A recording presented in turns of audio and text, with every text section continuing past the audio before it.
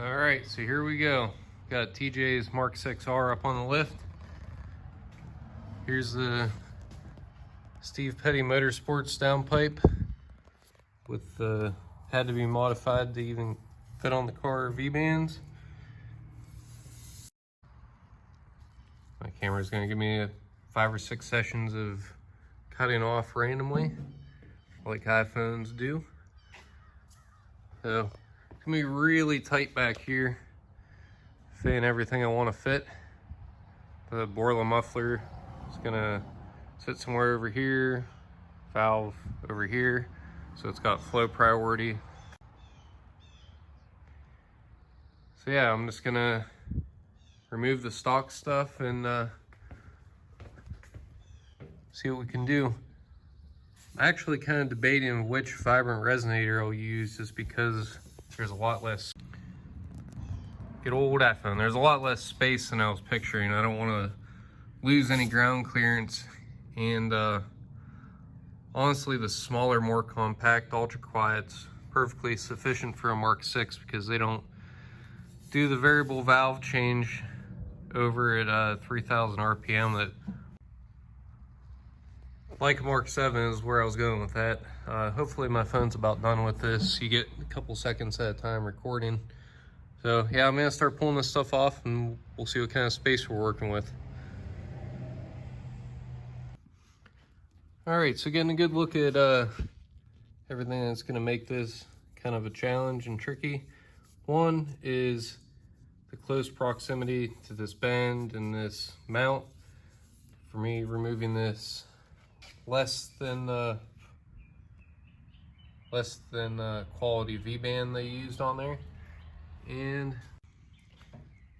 the other little challenge is fitting this Vibrant 17950 resonator. This is just kind of sitting in here, but you can kind of see the direction I'm going to take. A little jog to get up and over that. And gonna squeak a bend in here.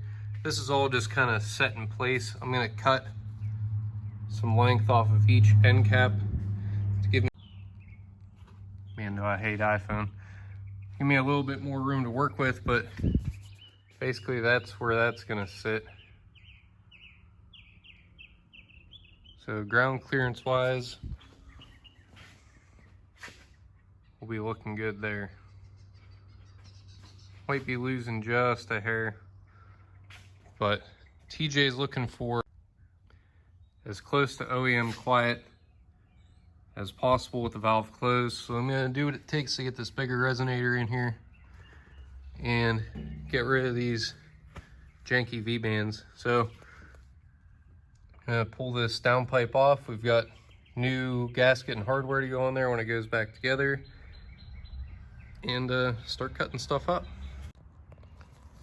All right, so here's the plan. A lot different than I was picturing, but the valved outlet is still gonna come straight back. It'll come under the muffler. The valve will live right in here. So the Y pipe will be here, allowing flow priority that way. The part that will go through the muffler is going to bend up this way, 180 into the muffler, through the muffler, 180 back down to the 90 out this tip. So this thing is going to be absolutely insane, but given the space constraints, it's the only way to do it.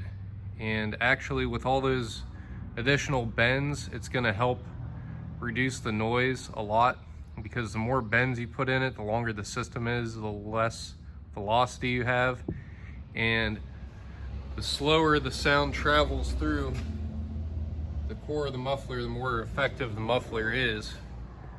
So this might be the all-time most complicated exhaust I've ever built. Actually, I'm positive that it will be, but TJ and I go way back. Been, you know, real good friends since high school, and I've been telling him he needs to do this since 2012. So finally gonna make it happen for him. I think I'm gonna leave you with this. Here's one of the 1D bend radius bends. Obviously the legs will be cut down, but just to help you picture how this is all gonna fit. And I'm gonna leave this as part 1.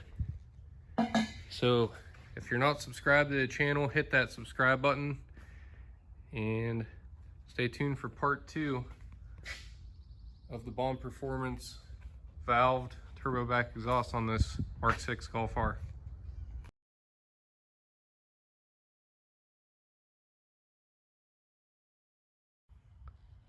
Little bonus material for part 1.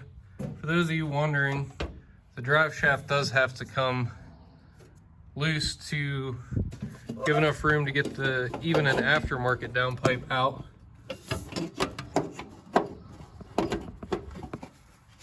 I'm gonna have to set the camera down to do that, but gotta take the carrier bearing loose, 3 bolts from the flange, and then there's bushings that slide into one another. So it's gotta slide aft of that to give you room. But yeah, I'll show it once it's all out. Start with cutting this flange off and welding a good one on, and we'll go from there.